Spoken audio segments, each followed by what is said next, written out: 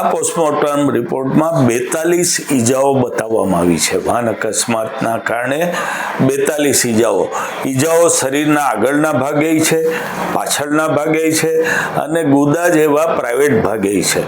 સામાન્ય રીતે ઇમ્પેક્ટ જ્યારે થાય, ઠોકર લાગે ત્યારે સેકન્ડ્સ માટે જે કોઈ વ્યક્તિ છે એ વાહન સાથે અથડાય, પછી કાં દૂર ફેંકાઈ જાય કાં વાહનની નીચે આવી જાય.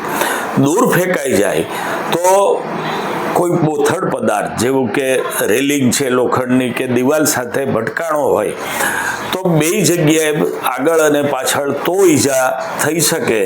બીજું, વાહન અકસ્માતમાં મારી 30 વર્ષની જિંદગીમાં ખૂબ વાહન અકસ્માત અને કેસોની સારવાર કરી છે.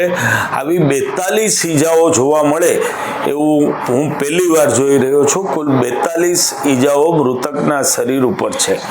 પોસ્ટમોર્ટમ રિપોર્ટના 19મા કારણ કોઝ ઓફ ડેથમાં એવું બતાવવામાં આવ્યું છે કે આ ઈજાઓ મૃત્યુ પહેલાંની હતી, ફ્રેશ હતી એટલે કે તાજી હતી અને કઠણ અને બોથડ પદાર્થથી થયેલી ઈજાઓ હતી. ક્યાંય એવું નથી લખવામાં આવ્યું કે આ ઈજાઓ વાહન અકસ્માતથી સંભવી શકે તેવી ઈજાઓ હતી.